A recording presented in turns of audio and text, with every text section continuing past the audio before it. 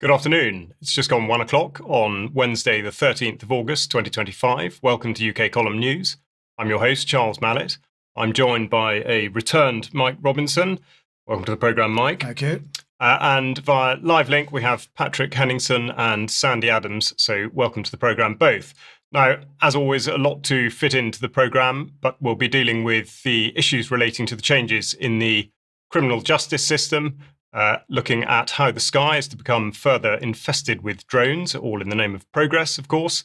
A further and detailed look at the latest with regard to the Online Safety Act 2023, as well as an update on the situation in Lebanon. And following Friday's news, the latest on the Putin-Trump will they, won't they situation, as well as sources of funding for the wokery pervading the country. In addition, we will look at the push for vaccination for all animals everywhere for everything, and indeed plans for another proposed Giga factory. But what we're going to start with today is the latest situation from Gaza and indeed the killing of several Al Jazeera journalists by the IDF, for which we will go straight to Patrick Henningsen. Patrick. Yeah, this is a very important story. Certainly, it's nothing new. We've been watching journalists being killed in Gaza for the last almost going on 2 years now. It won't be long till October 2025 rolls around. But just to look at the Al Jazeera reportage on this, obviously, we're talking about their journalists, their media team members here. Anas al-Sharif, very highly regarded, award-winning journalist, was killed, as well as, I think in total, technically 5 journalists and 2 other people were killed in this strike. They were in a tent set up outside Al-Shifa Hospital, which had already been bombed and occupied and attacked by the Israelis numerous times since October 7th. And there's something about this story that has really captured, I think, the attention of people in the West as public opinion is already shifting against Israel, where the Western mainstream is starting to acknowledge that there's something going on here that is historic and needs to be brought to an end as quickly as possible. We're talking about the violence, the killing, and what can only be described, according to international courts of justice and others, as a genocide. But here's a video posted by Anis and his team just before, just hours or days before they were killed by the Israelis in this strike. But we'll roll this video and listen to what he says. إن شاء الله تعالى الدقائق الأخيرة وندخل في تنفيذ وقف إطلاق النار. تحياتي لكل الزملاء اللي رفضوا يطلعوا من شمال غزة ونقلوا الرسالة ونقلوا الصورة في ظل المعاناة وفي ظل الاستهدافات. تحيات يا شباب. تحيات. نورين. خذ الله يعطيهم العافية الشباب. في شمال عظيم جدا. Now, it may have been an older video previously around the time of the alleged short-lived ceasefire, but they're clearly marked as press. And what we're seeing in the reporting now, and we'll show you evidence to that effect, that they were targeted. And there were warnings from the Committee to Protect Journalists, as well as from other organizations, including the UN's own rapporteur on this particular issue. So there were multiple Reporters Without Borders, other organizations, that the Israelis were running a smear campaign against Anis, branding him as a Hamas journalist, and so forth. So they're basically justifying the killing of this journalist. Now let's look at the New York Times coverage on this, and this is important to point out how they framed this here. And if we look at what to know about Al Jazeera, the broadcaster targeted by Israel, and if we just look at the author on this, and this isn't just in this case, this is really for the New York Times across the board. Efrat Livni cut her teeth with the Jerusalem Report, an absolute partisan on this issue. And how she's framing it is basically Al Jazeera is having to defend themselves in the opening paragraphs of this report. Al Jazeera said the strike killed 5 of its journalists and denied Israeli claims that its reporters have ties to Hamas. And she goes on to basically, it's almost like has to make the case to defend. Al Jazeera needs to vindicate itself and prove that it's not, these reporters aren't terrorists or affiliated with terrorists. It's unbelievable. And we'll show you what happens when you put the shoe on the other foot. But here's the numbers. And if you look at this, Israel's killing more journalists than any time ever in history. This is from Brown University, Ivy League school in the United States. Look at all those wars. First, from the left-hand side, World War I and II, I think less than 100 journalists. Korean War, 1950 to 53, or less than 30. Vietnam, slightly more, 60, 70. Then Yugoslavia, a little bit less, 40 something. Afghanistan, up towards 70, you could say. Ukraine, minuscule there, less than 30. And then we have Gaza, 2023 to 2025, 238 plus. That doesn't count cameramen, in some cases, drivers, people who are in support teams to the journalists. And mind you, no Western journalists are allowed to report in there. So what's actually going on here? Israel is preparing a ground invasion into Gaza. And they do not want anybody documenting what is about to happen. But this has been the policy straight through. They don't even let their own journalists in there, by the way. And so now they're killing all of the stringers that work for global mainstream media, as they have with UN workers and so forth. So that seems to be what the policy is here. Now let's look at this piece by Jonathan Cook, and this is just a stunning piece of journalism by Jonathan, who we've remarked before, award-winning journalist. Okay, the BBC helped kill Anas al-Sharif. Its reporting will kill more journalists. And the point here, let's look at what's said here by the BBC. Okay, this is what they're saying. They're positing in their report. There's a question of proportionality, says the Beep. Is it justified to kill 5 journalists when you were only targeting 1? Think about that for a minute. The way this is being framed is so insidious by the BBC. And here's what Jonathan Cook says in his analysis. This is just a brilliant article, by the way, and I encourage everybody to go read it. But he said, imagine that Israel finally allows Western journalists into Gaza after blocking their entry for nearly 2 years. A team of 5 familiar BBC faces covering the region set up shop in Gaza and work out of an improvised studio inside the enclave, like a tent at Al-Shifa Hospital in this case. And he goes on. And then news breaks that their studio had been hit by an Israeli strike. And all 5 killed: Jeremy Bowen, Lisa Doucette, Yolande Nell, Lucy Williamson, and John Donison, the author of this particular piece that Cook is critiquing. Now, just imagine the uproar. What would be the reaction from the West? And here's what the reaction would be. So it's Jonathan Cook saying, in short, the British government and a servile BBC that regurgitates its positions have the blood of al-Sharif and Gaza's other journalists directly on their hands. They helped kill him. And in reporting his murder, they are ensuring that more journalists in Gaza will be murdered in the days, weeks, and months to come. And the analysis goes on to just show how insidious this terrorist label can be, that's just applied so arbitrarily by Israel and by extension by the British and the US and European governments to basically justify killing pretty much anybody that is insinuated as being connected to Hamas. You have to remember, Hamas is the elected government. They're in charge of the administration of Gaza from the beginning of this crisis.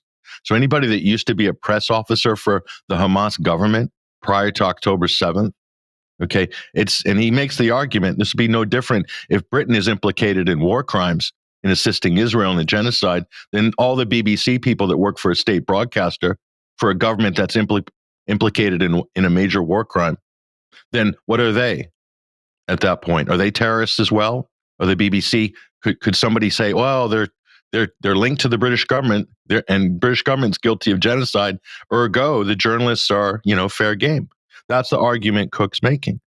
And it's quite a shocking and compelling argument. And again, just to go back to the article here, go to Jonathan Cook's Substack and do subscribe. I'm a subscriber to Jonathan, and read this. This is just an amazing piece.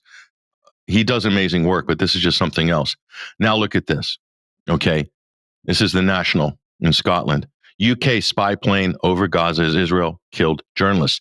So the implication here is the UK government involved in their overflights, which take off from RAF Akrotiri in Cyprus, and then supplying all the information and data over to Israel. We know about the Lavender AI applications and how they're used to track and target individuals, including journalists. Is that what happened here? Well, here's Matt Kennard, and he's been reporting on this and done excellent work on this particular subject here on X. UK government never wanted you to see this. They spent 20 months concealing flight paths of RAF spy missions over Gaza on behalf of Israel.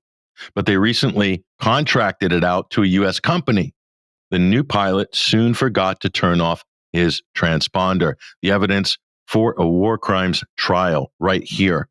And that's it, folks. I mean, there's enough evidence here to lodge a serious legal challenge on this basis to all these governments, particularly the US and the UK, on this issue. And we've compiled a lot of the documentation of this, including PDF documents and so forth. So if you want to deep dive, go to 21stcenturywire.com. Anas al-Sharif, unyielding voice for Palestinian justice, will not be silenced, and that's up there on our website. So I do encourage people to go there for more details. And I hope this is one of those stories that's going to change people's attitudes on this who've been on the fence on this issue. Let's hope so. Yeah, Patrick, thank you for that. And I just want to briefly demonstrate the sheer hypocrisy of the UK regime, particularly if, as you suggest, and as others are suggesting, they were directly involved in this operation. So let me just bring this on screen because when it was set up by a previous, it was set up by a previous regime. Let's go back. The National Committees for the Safety of Journalists. Sorry, I'm getting this wrong at the moment. Here we go. The National Committee for the Safety of Journalists, I should say, still exists. It's currently headed up by Jess Phillips, MP, Minister for Safeguarding and Violence Against Women and Girls in the Home Office. And yes, okay, I hear you all saying, but that's only for the protection of UK journalists. And there's a certain amount of hypocrisy in that in itself. But if we head over here, you got a sneak preview of it to the House of Lords Library. We can talk about the Media Freedom Coalition, also set up by the UK government. And it is a group of 51 countries that the British regime led, which advocates for media freedom, the safety of journalists, and specifically holding those who harm journalists to account. So is the UK going to hold itself to account here? I don't think so.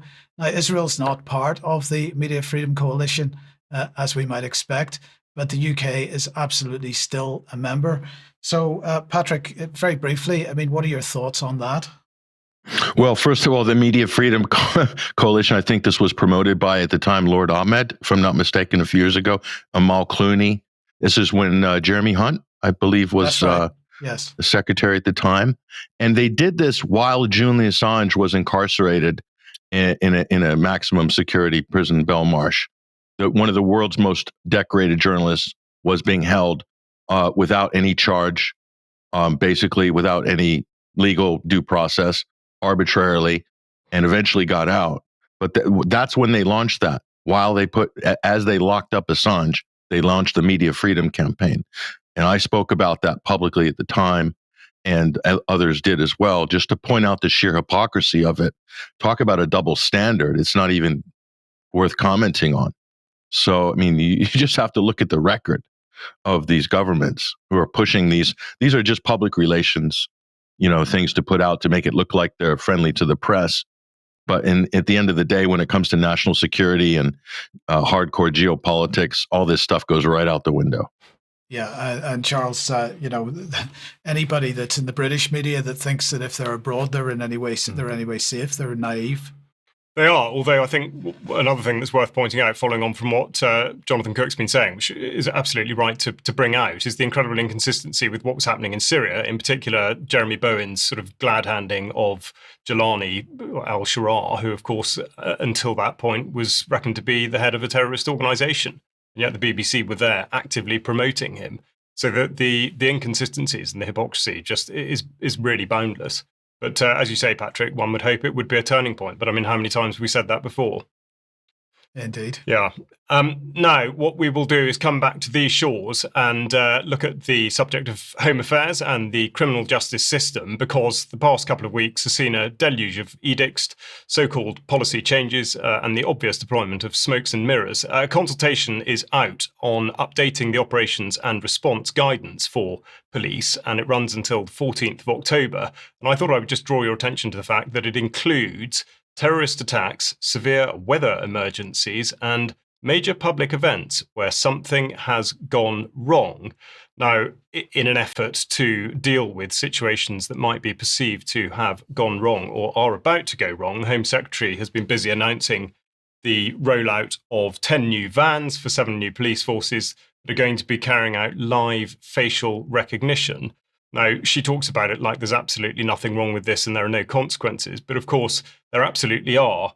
It was been described in the statement that they will operate according to strict rules which ensure that they are only deployed when there is specific intelligence. And the College of Policing has guidance on how the technology should be used. I would put it that on the balance of probability, it's very unlikely to turn out that way. The College of Policing guidance on live facial recognition states that each face that is found is mapped by software, taking measurements of facial features, such as the distance between the eyes and the length of the jawline, to create a unique set of biometric data. So there's no ambiguity. This absolutely does represent a harvesting process of biometric data. Now, at this point, therefore, I would point you towards the Information Commissioner, because it is pointed out on his website that you may make a subject access request. And I quote, "The right of access also entitles the requester to a copy of their personal information. When you use biometric recognition systems," so this is the deployer of a facial recognition system, "this includes personal information, such as a biometric sample, as well as any biometric data, such as a biometric template." So the system, I would say, as it currently stands, would be unable to cope with a large volume of subject access requests. And there'll be a link to all of this in the show notes. So I think from a journalistic perspective, UK Column will be very interested in any reports that might come in of the way in which subject access requests that you might put in concerning live facial recognition are dealt with.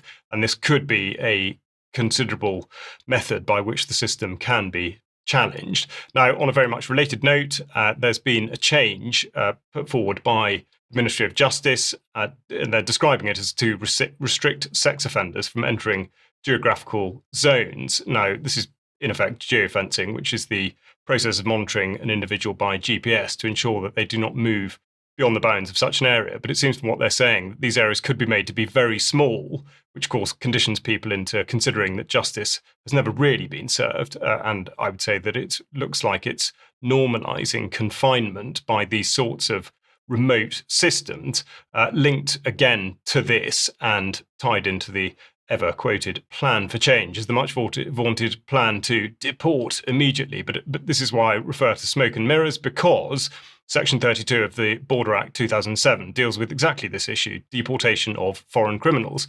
And subsections 4 and 5 talk about for the purpose of the Immigration Act 1971, the deportation of a foreign criminal is conducive to the public good, and the Secretary of State must make a deportation order in respect of a foreign criminal. So this is something that's being dressed up as a new policy or new bit of law. In actual fact, it's not. It's a failure to act on the law that was already in place.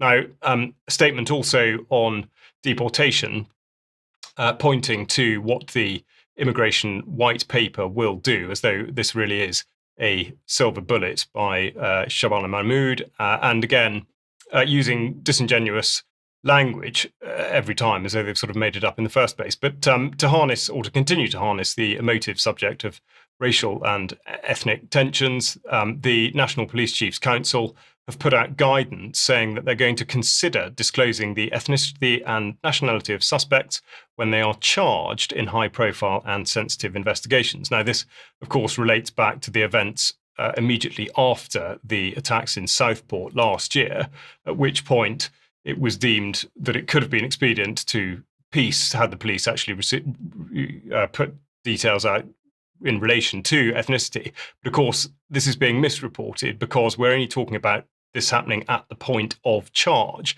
And indeed, police still retain control of the decision-making process. So there's every chance that it could continue to be carried out in such a way that absolutely does fuel the fire for what they're calling disinformation.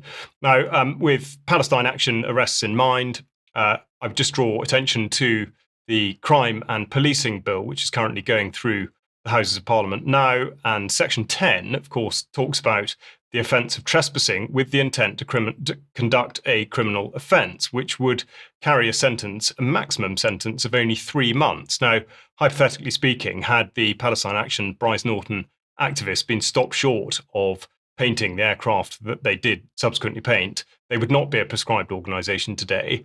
So I would say it presents an obvious issue when considering the different outcomes, and it would look as though it would open the door to pressure on police to allow an intended crime to go ahead, because the consequences would be more severe. And just as a closing note, just to point you towards what's called the AI Plan for Justice, and here we have the issue of pre-crime absolutely writ large, which is saying that they're going to be driving the responsible adoption of AI to enable people to deliver world-leading public services. What they really mean is just handing over control of absolutely everything to a computer and not experiencing any comeback. But they talk about a violence predictor analysing different factors. This is concerning violence in prisons. So, in effect, just handing all responsibility, all control to the system. And indeed, it covers the wider justice system. But of course, the main point to fall out of it is that whilst it says that it's not going to take away from what judges do as people, and indeed cites several other bodies, prosecutors and whatnot, it does not make any reference to juries, of course. So I will wrap that up there. And now we are going to go to Sandi on what might be perceived as a slightly related issue, which is that of drones. Yes, it certainly is related, and also with facial recognition and GDPR and everything else that goes with all the stuff you've been talking about. Because PricewaterhouseCoopers have published their 3.0 Skies Without Limits. They had a 2.0 in 2023, and this paints a picture of drones that are ready to transform the UK economy. PricewaterhouseCoopers are aiming to have 900,000 of these skies by 2030. I think they're behind, to be honest, with their predictions, but nevertheless, that's their intention, and it's paving the way for unprecedented surveillance along with it. So it's powered by advanced AI, and it's quietly eroding our privacy protections. The Civil Aviation Authority are making provision for this, for drone flight up to about 500 feet. I think it's 400 to 500 feet. And Amazon have now got contracts to do their deliveries with drones. So that's going to knock out a whole load of delivery drivers and jobs in the UK. And they say that this is going to promote jobs. I can't see it somehow. PricewaterhouseCoopers' latest study shows major breakthroughs. Drones are now flying beyond visual line of sight for many monitoring purposes. Agricultural drones are spraying crops and mapping farmland and promoting agritech. And they're being used in surveying and all sorts of things, which I think there's a valid use for drones. I'm not saying there isn't, but the issue is it's the quantity of them, and that they will be surveilling us at the same time. So, for industry, it may be progress, but for the people, it could be a big red flag. Every one of these drones can be fitted with high-resolution cameras, thermal sensors, and even facial AI recognition. Once that infrastructure is in the air, it's only a matter of time before it's used to track people, which I'm sure it will be. And there's obviously the GDPR question, which is the UK's main data protective law. It comes under pressure because, in theory, GDPR says that you can't collect personal data without consent or a clear legal basis. But in practice, drones can gather all this information without you even knowing what's going on.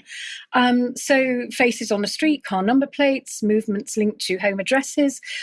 Combine that with AI and drones, they see you and they can identify you and they can predict your behavior and cross-reference you with other databases.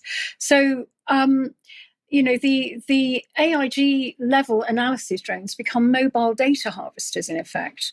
So, we've got there are issues here with the drones. It reports and celebrates growing public acceptance. This paper does, saying over 70% of industry stakeholders now see the perception as green. But the more we normalise these drones, the easier it becomes for governments and corporations to run permanent aerial surveillance. That's the problem. And I think that really, we're not far from a scenario where drones linked to AI command centres can track individuals in real time. So the industry says drones can deliver medicines faster, inspect power lines safely, and monitor the environment more effectively. But once it's all in place, they could become part of an always-on surveillance grid, which is really worrying. So that's it, really. They're developing them at breakneck speed, and before the drones make that decision for us, are we going to do something about it? Thank you.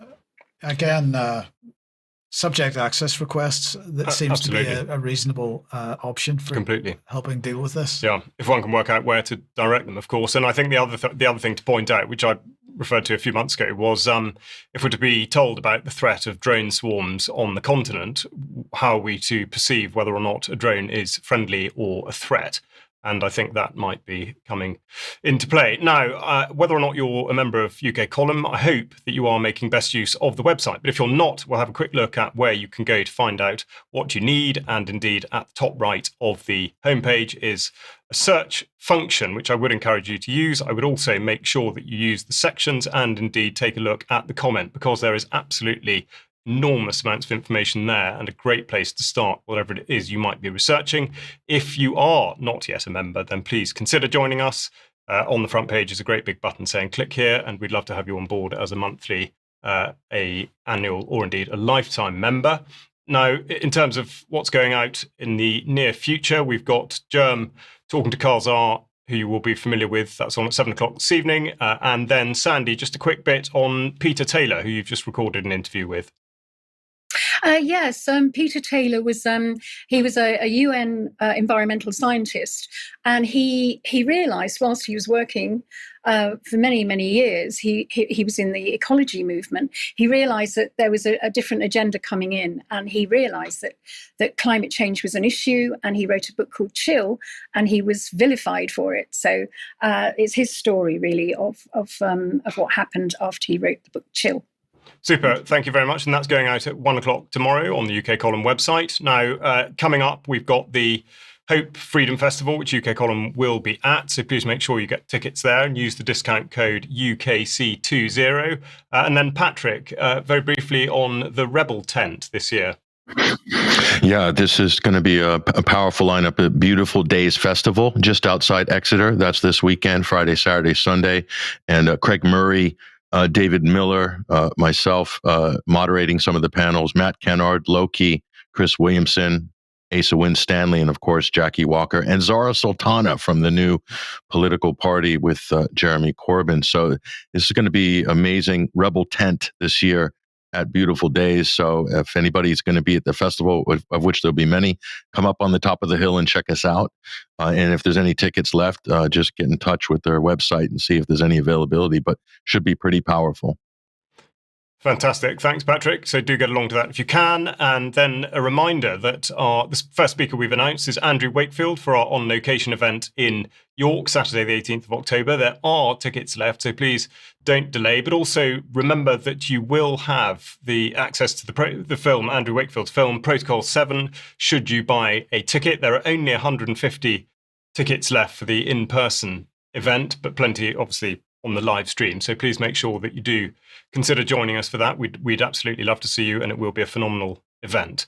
Now, I said that we're going to be looking at online safety, so I'm going to hand over to Mike for the latest on that and indeed the act concerning it. Thank you, Charles. Right. So on the 22nd and 23rd of July, the High Court in London heard a legal challenge brought by the Wikimedia Foundation against the categorization regulations of the Online Safety Act. Now, the Wikimedia Foundation says it shares the UK government's commitment to promoting online environments where everyone can safely participate, but they're complaining that the fact that they are likely to be made a so-called Category 1 organisation under the Act, and that would, quote, undermine the privacy and safety of Wikipedia's volunteer contributors, expose the encyclopedia to manipulation and vandalism, and divert essential resources from protecting people and improving Wikipedia.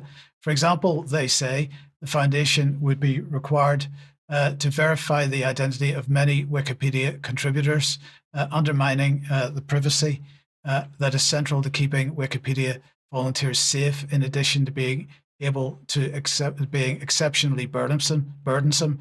This requirement, which requires just one of several Category 1 demands, would expose contributors to data breaches, stalking, lawsuits, or even imprisonment by authoritarian regimes. So, in other words, they're not happy that the age verification requirements would expose the identity of Philip Cross, perhaps. And I want to be clear here. As much as I believe that Wikipedia is completely compromised and is as far from objective as it can get, they are correct to raise these concerns. And I would very much like to know the identity of Philip Cross as much as anyone else who's been on the receiving end of his propaganda, but they were absolutely correct to take this to court. So I'm certain that everyone, or sorry, I'll rephrase that. I'm certain that very few will be surprised that on Monday this week, the High Court dismissed the Wikimedia Foundation's court case, but not without caveats, because according to the statement from the Wikimedia Foundation, the judge recognized the significant value of Wikipedia as its safety for users, as well as the damages that wrongly assigned Online Safety Act categorizations and duties would have on the human rights of Wikipedia's volunteer contributors, they say. The court stressed, they say, that it does not give Ofcom and the Secretary of State a green light to implement a regime that would significantly impede Wikipedia's operations. And they said that they could face legal repercussions if they fail to protect Wikipedia and the rights of its users. In order to achieve that outcome, the judge suggested that Ofcom may need to find a particularly flexible interpretation of the rules in question, or that the rules themselves may need amendment in Parliament. Now, we should note that the first categorization decisions from Ofcom are expected later in the summer, so this is not a done deal yet, and perhaps this court case will still have an effect on that decision. But of course, the justification for all this is keeping children safe. This is a lie which gov.uk repeats for everything that it's doing. And my question then is, why are they talking about this approach when the bigger risk to children is adults accessing sites aimed at children and those adults posing as children themselves? Just to reinforce this, the National Crime Agency estimates that there are between 550,000 and 850,000 people in the UK who pose a sexual risk to children as of 2024. And so I want to then highlight the US-based National Center for Missing and Exploited Children, because they have recently published their latest cyber tip line report covering up to 2024. and they noted that last year they received 546,000 reports from tech firms of adults across the world soliciting children. That's a 192% increase from 2023. And I think that's probably more to do with the fact that these are being reported much more often, more than anything else. And it's probably the tip of the iceberg. Now, around 9,600 of these reports came from the UK in the first 6 months of 2024, with Snapchat reporting far more concerning material to this organization than the other platforms. This is, as I say, the tip of an iceberg, since this is only covering incidents that are reported and not incidences that have gone past being unreported. And yet Ofcom apparently doesn't see this as an urgent priority. And in a statement to me from Ofcom, their media team explained that, quotes, the use of age assurance should also make it harder for adults to pose as children, given age checks must be highly effective at determining whether a user is an adult or a child. That's disingenuous. Because later on in the same statement, they go on to say, our approach to highly effective age assurance is that services should treat users as a child and apply the default protections unless they've gone through an age check and been determined to be over 18. And I mean, I shouldn't be the only one that sees disparity here. All of Ofcom's rhetoric on this, including at the recent Age Assurance Live event, which they ran, is about verifying that people are over 18, not under. And they claim, so they're suggesting that in doing that, they can protect children that are under 18. It doesn't work that way, because mostly platforms are checking for being over 18. They're not checking people that are supposedly under 18, and they're not asking people on child-oriented websites. They're not asking children to verify their age, that they are under 18. That's not part of the current program. So anyway, they claim to have anti-grooming measures in place. But as the NCMEC report demonstrated, if those measures exist at all, they're highly ineffective. But don't worry, Ofcom is, quotes, currently consulting on further strengthening these anti-grooming measures by proposing that platforms should use robust age checks to underpin measures they take to protect children from grooming, end quote. So I'm just going to say it again. The Online Safety Act, the entire regime, needs to be repealed. And Ofcom needs to be disbanded. And we're glad to see that the petition is now up to 518,656 as of 10 o'clock this morning. It's slowing down, but we need to keep the momentum up in this. The whole issue needs to go back to square one. A new conversation needs to happen, Charles, around this whole censorship industrial complex, which has been built. And then just to end this segment, speaking of digital ID, because that's basically what we've been speaking about, Companies House, which hasn't given a damn about the accuracy of their database records in the last 180 years, has suddenly decided to demand ID verification for all company directors. And Charles, my question is, why now? Quite. Yeah. Well, I mean, the question that can be applied to absolutely all these things that are demanding similar. It's absolutely nothing to do with the requirement for company directors, that's for sure. But no, I think, very good point there. And specifically with regard to the, all the organisations that are affected by the Online Safety Act and Wikipedia in particular, NIMOLA comes to mind. And there's just this absolute failure for people to recognise that it does actually present a threat to everybody, regardless of your position on the spectrum, let's say. Now, something we'll talk about in extra, I'm sure. Patrick, we said that we would give an update on the situation in Lebanon, and we'll go to you now for your take on the latest there. Sure, and what we believe is, just from what's been happening politically, Lebanon is on the cusp of exploding, and right now, a tremendous threat of a civil war breaking out. And I say civil war in sort of quotes, because the last protracted civil war, so-called civil war in Lebanon, was really orchestrated by external powers, namely the United States and Israel. And so I think we can more or less expect the same thing here. What you need to understand about this is that the U.S. is trying to pose a Hobson's choice to Lebanon, that it's either disarm Hezbollah, okay, and obviously they're doing this on the behest of Israel, or face a bloody civil war. So those are the two choices that the U.S. is trying to, through their operatives in government and so forth, and with all of their diplomatic power. So that's what's happening. And who will take advantage of this situation?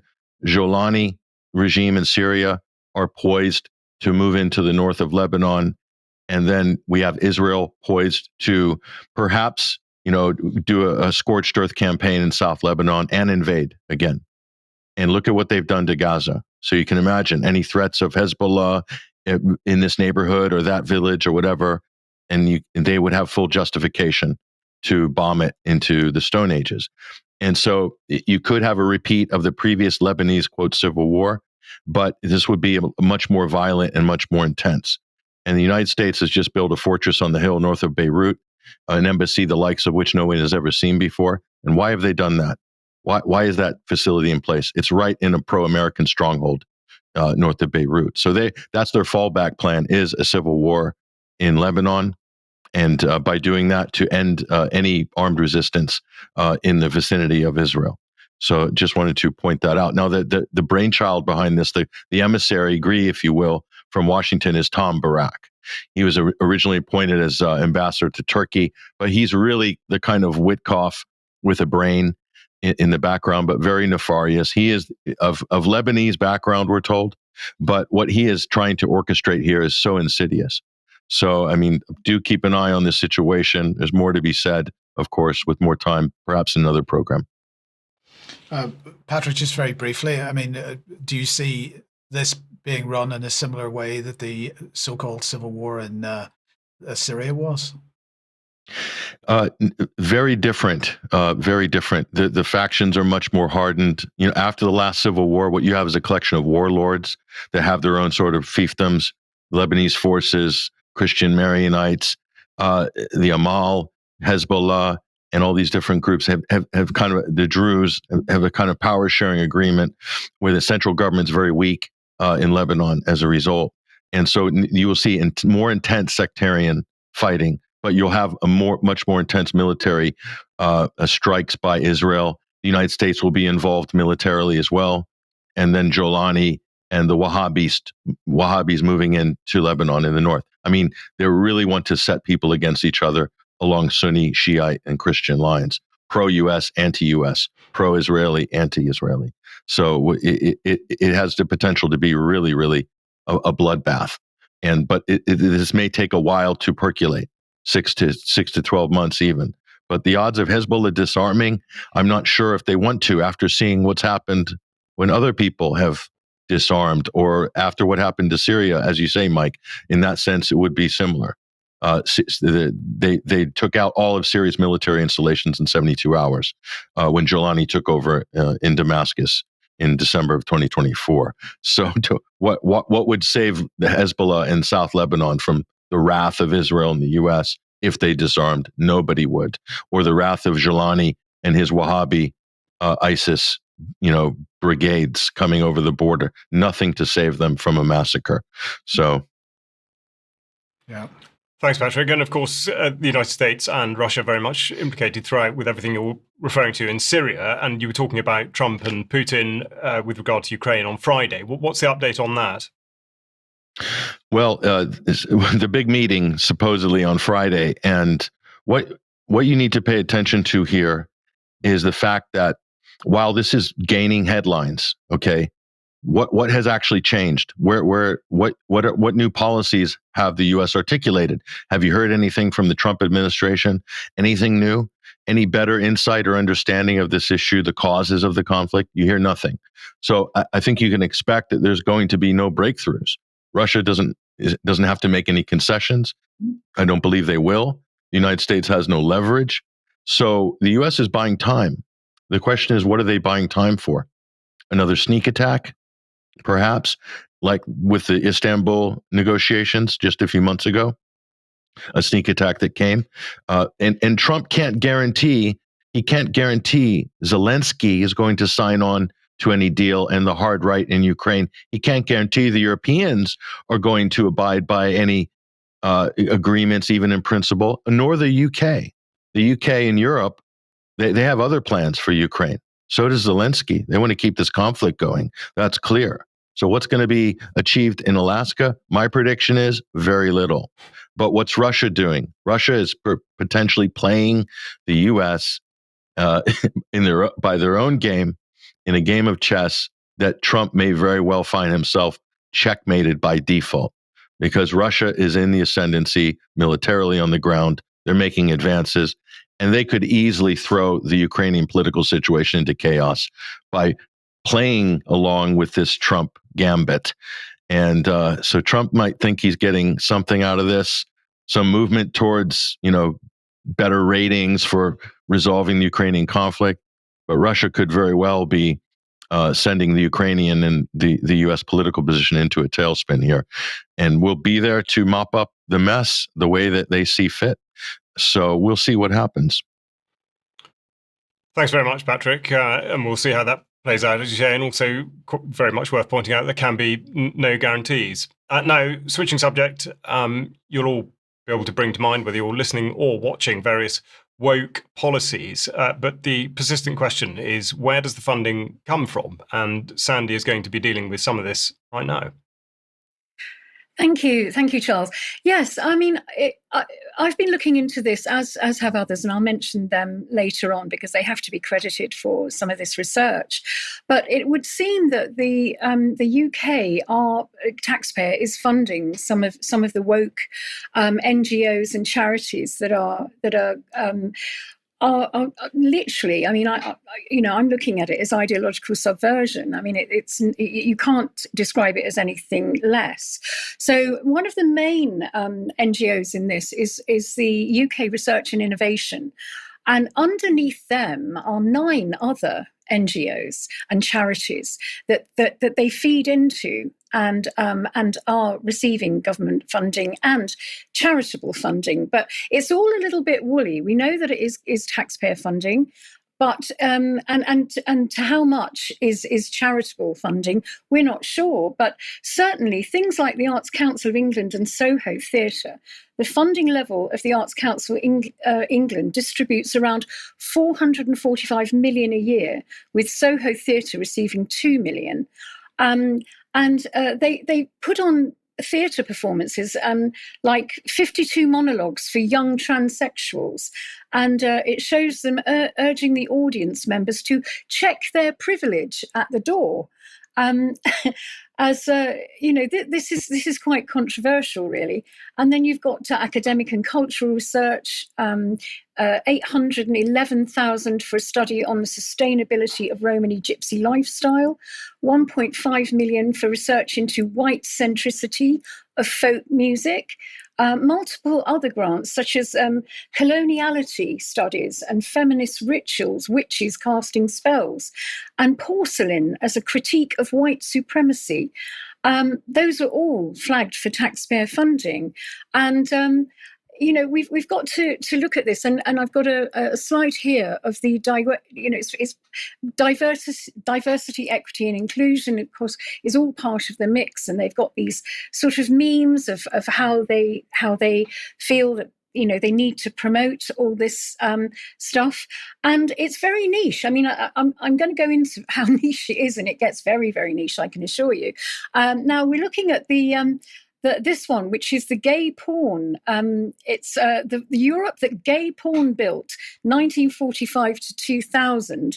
Now, this man, he's got a research project. He received funding from the Arts and Humanities Research Council, which is under the UK Research Council, and he got funding for nearly £1 million. It's £841,830. And he says, I'm a queer cultural theorist of the body. My research draws from queer studies, media studies, visual culture, and cultural studies to investigate the ways in which the queer body has been produced, policed, and contested as a political site of creative and effective sexual world-making in modern and contemporary cultures. Now, if that isn't a bit of a word salad, I don't know what is. But he received a heck of a lot of money to go and study this in Holland. He's currently the honorary professor in art history and visual culture at the University of Exeter, Professor of Gender Studies and Chair of Sex Media and Sex Cultures at Linköping University in Sweden. And his monograph is Bareback Porn, Porous Masculinities, Queer Futures, and the Ethics of Gay pig masculinities, whatever that is. I've no idea, and I don't really want to know, to be honest. So all of this is coming out of funding. And do the British taxpayers know about this? And would they agree with it if they did? And they've got things like Pregnant Men, an international exploration of trans male. This academic project, listed via the UK's research councils, explores how laws and policies affect the health and needs and experiences of trans men, especially around pregnancy, healthcare interactions, and reproductive decisions. So we're looking at a lot of money here that's sloshing around, and those NGOs that are underneath the UK Research Institute, apparently it's about 900,000 of them. 900 million is going into these projects. Now we've also got the Galatea Theatre production, which was John Lilly's play in LGBTQ focused performance, which was again, it was a Arts Council funded project, the Diversolariums, and it's centering on marginalized communities in the contemporary performance of early modern plays, focusing on Shakespeare being a little bit too white and they said pale and male, I think they called it. And this is what the Emma Franklin, she was the director of Galatea. She says, as LGBTQ people, our histories are often erased or confounded to fit the narrative of cis-normalized patriarchal society. A play like Galatea should radically alter our attitude towards queer identity today. Now, this isn't designed to trans bash or gay bash, but we have to look at how niche this is and how much people would actually agree to all this. Now, somebody who's doing a lot of research into this is a lady called Charlotte Gill. Now, I'm going to mention her because she has done a big deep dive into it. Do go to her Substack and support her. And she says there's lots of them. They're the charities are the main drivers of open borders. There's lots of them, and they're incestuous and self-perpetuating. Private and state funds are problems. Some charities end up directly receiving taxpayer funding, e.g. being funded by taxpayer-funded charities. It's a racket. And I think this really doesn't deserve scrutiny.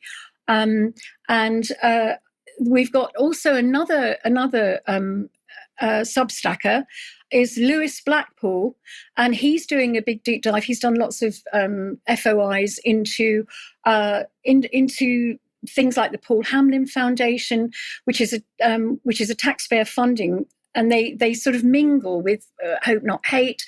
And he's put in loads of FOIs into who is funding the Home Office bringing in of migrants, and I think that's really worth looking at. He's doing a lot of work, and I'd like to cite him as well because he's spending a lot of time doing that. And he's looked and he's found all these different. If we get the next slide, he's found, I think it's about 14 different charities that are funding the whole migration project, they all need scrutinising and looking at. Yeah. And yes, we're looking at the UN Refugee Agency, the Migrant Help, and Cities of Sanctuary. And I'm not saying that migrants shouldn't get help; they should. But at the moment, it's volume and speed that's coming through, and we have to look at this ideological subversion that's going on, because they all, both UKRI and Sanctuary Cities, they use our theory of change, and it's a change agent sort of model. And what I really would like to link it up to is the fact that, this all goes back to the Frankfurt School and the Jewish intellectuals who made the 1960s. And I'd like to quote Yuri Bezmenov, who was the most amazing guy. I don't think he's not alive anymore. But anyway, he was a former KGB spy, but he spoke lots of words of wisdom and also warning. Ideological subversions are a process which is legitimate, open and overt. If I could have that up again, that slide. It takes 15 to 20 years to demoralize a nation. The important thing is to keep them in a state of ignorance. Once society is demoralized, facts no longer matter to them. And I have to agree with him. And, are we paying for our own demise? And I think it needs scrutiny, definitely. Absolutely right, Sandi, it does. And thank you very much for that. Patrick, if I may, just invite you to comment quickly, particularly given the remarks of Yuri Bezmenov quoted there. Well, I mean, that's a famous viral video that he did on television in the early 1980s, I think, like that. I think it's important to point out Yuri Bezmenov also he did anti-Soviet propaganda for the CIA. So you also have to look at it in that context, as what he said. It's been repurposed in today's, I guess, alternative media milieu as anti-globalist or something like that. But the work he did with the Canadian government via the CIA, and for the CIA exfiltrated him, by the way, from the Soviet Union as a, quote, defector. But he did a lot of things for America in this sort of service of propaganda. That was more or less his career function for a long time, as well as being a member of the John Birch Society. So I'm just pointing that out just to contextualize him and the statements he's making at the time. Thanks, Patrick. Yeah, point very much worth making. And also, if anyone hasn't seen any of the interview that Bezmenov did give, it's widely available on a lot of the video platforms. So do look that up. Now, I'm sticking with the theme of investment and how it coincides with fear. I am going to talk a little bit about blue tongue, about which there are increasing amounts coming from the Animal and Plant Health Agency and DEFRA, and particularly they've just sent out an email to their stakeholders talking about important changes to the restrictions in place in Wales. Now, specifically, this is talking about vaccinated animals with the BTV3 serotype having been able, or at least granted, the ability to attend English markets within 20 kilometres of the Welsh border. They're also keen to point out that, quote, contrary to popular belief, where animals test positive for BTV3, neither the premises or the animal are put under restrictions, so keepers are urged to report suspicion immediately. I'll go on to explain why I think that is. Now, the narrative is tightly controlled when it comes to the emergence of disease, and indeed the government have just republished the guidance on how infections emerge, giving you absolutely no room to doubt that between 60 and 80% of emerging infections are derived from animal sources. We must fear the animals, and that these infections have been emerging for thousands of years as interactions between humans, animals, and their environments have increased and changed. So bear that in mind. Also, bear that in mind when considering the Pirbright Institute, which of course is where an awful lot of this leads back to, and its very close relationship with not just the Animal and Plant Health Agency, but as shown on screen, the Bill and Melinda Gates Foundation. And I will just walk you through the steps for investment yielding dividends. We see here from the Pirbright Institute that they've had a veterinary vaccine innovation and manufacturing to improve animal health. Now, what they're really talking about is being supported by the Gates Foundation. This goes back to 2023, and to make it absolutely clear how the corruption in this particular story runs, we're just going to listen to a clip of Bill Gates speaking about this. I have played it before, but it's always worth a listen.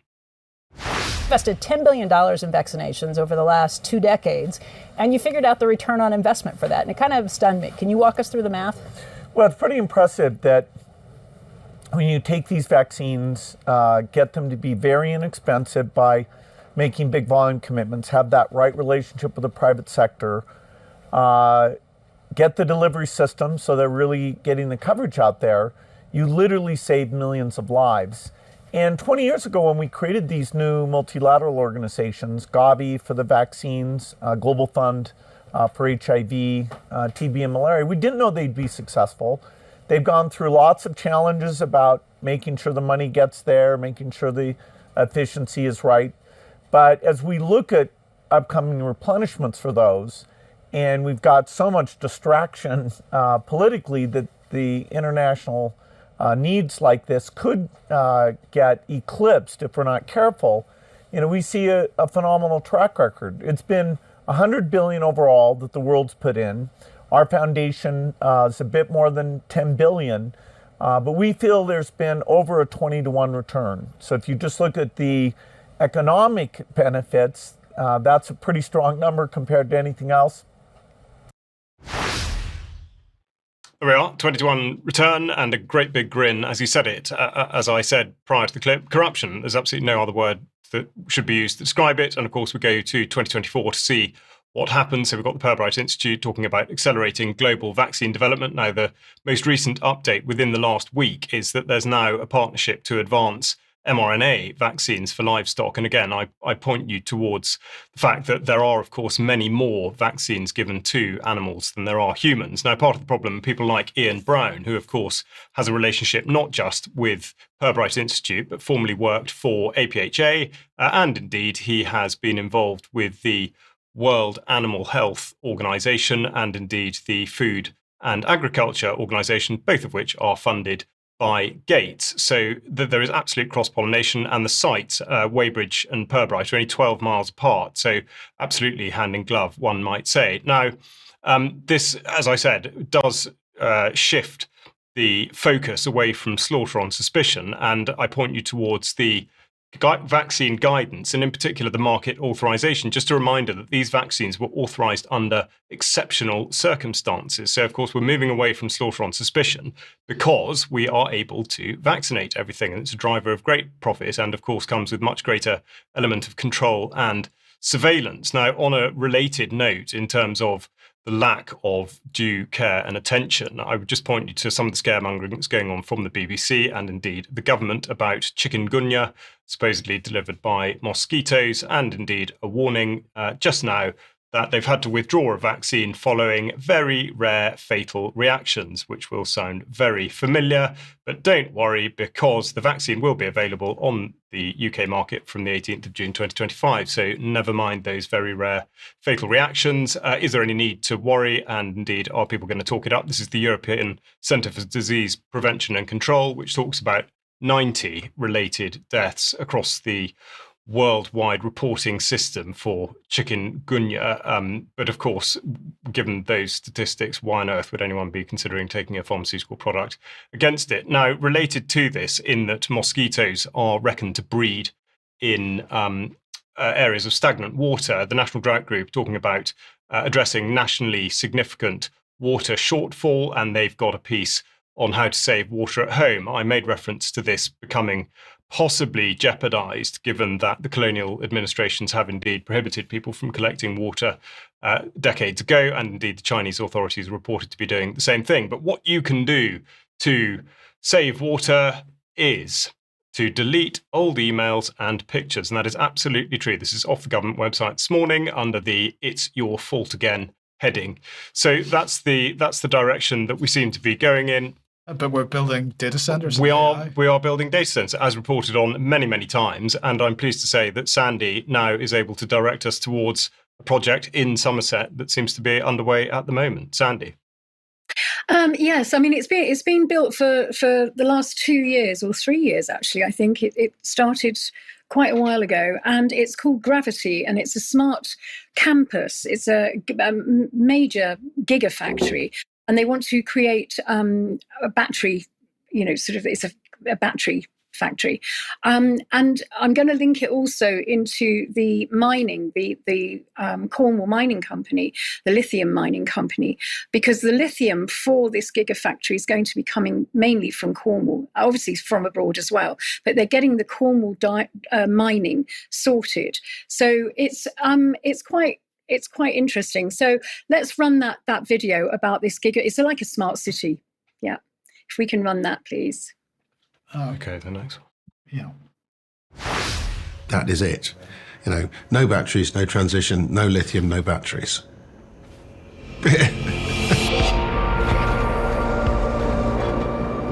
All our modern devices, electric cars, laptops, mobile phones, all need batteries. Lithium batteries. At the moment, the UK imports 100% of its lithium. Here in the UK, and particularly here in Cornwall, we have the capacity to produce 50,000 tonnes of lithium carbonate equivalent every year, which is more than half of what the UK needs. We're not actually extracting the lithium that exists here on our doorstep. We're importing it, and that needs to change.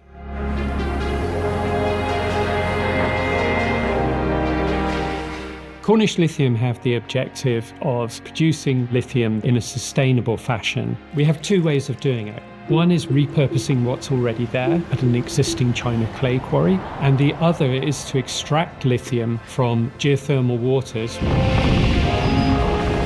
We have a revolutionary way of extracting lithium. We've managed to achieve what we've achieved because we've got a world-class team and cutting-edge technology. Every tonne that we can produce here down in Cornwall, it means we're displacing a tonne that would otherwise need to be imported. Cornish Lithium is putting Cornwall on the map for lithium extraction. We are leading a modern-day renaissance of Cornwall's 4,000-year history of extracting minerals to develop a product which is essential to the energy transition.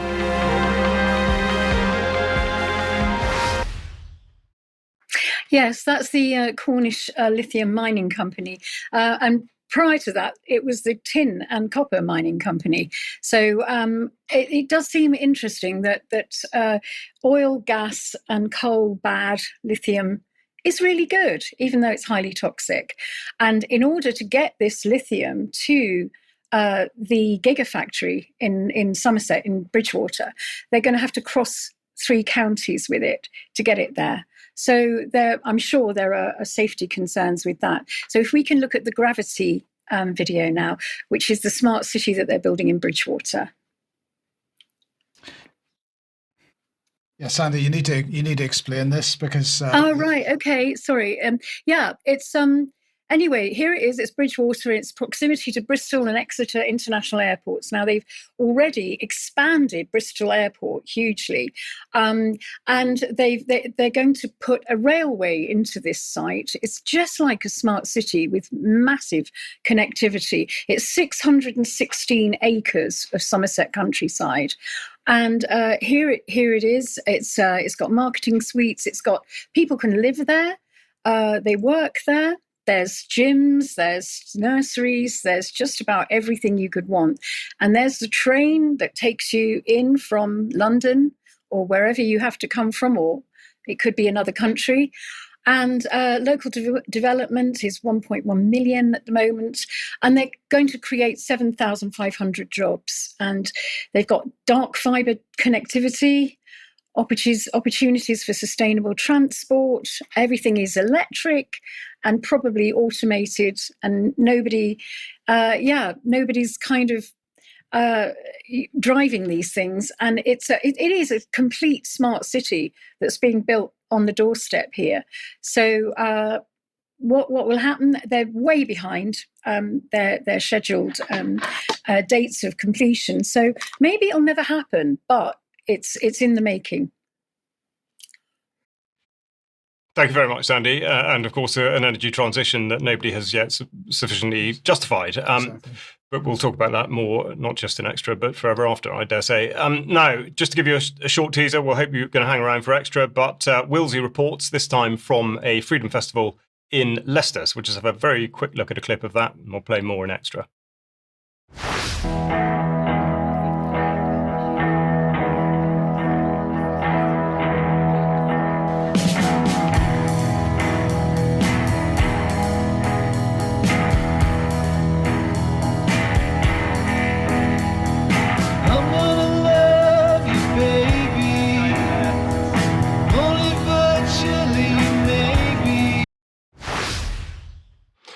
so more to come there on Extra. Now, we're just going to close out the programme by reminding you that although we at UK Column do take every care to get everything absolutely right, sometimes it doesn't quite go according to plan. So what we're going to do is cast our eyes back to a year ago and see how the news programme began as it was then. Yeah, I don't even know what the bloody day is now, 14th. Get it wrong, we can edit it. 14th. Yeah. All day. Right. Good afternoon. Today is the 14th of October, 2024. We are 20 minutes past 1. And welcome to this special edition of UK Column News. We had some technical problems. Right, hang on. It's August. You said October. Sorry, I think there just might be one confusion too far.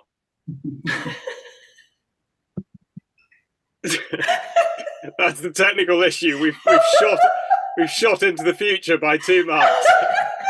Desperately trying to get back. Take 10! Let's just go and shoot myself. This isn't live. We should absolutely play this bit. Good. Right. I didn't even spot it. Well done. So just to clarify, we should point out that was what happened this news program 1 year ago. Yes. When I went on holiday.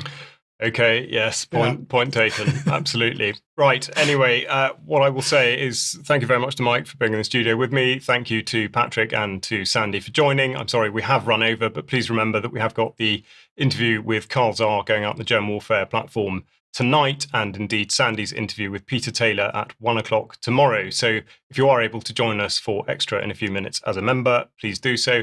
Otherwise, we will look forward to seeing you at 1:00 on Friday. Thanks very much. Bye-bye. Bye-bye.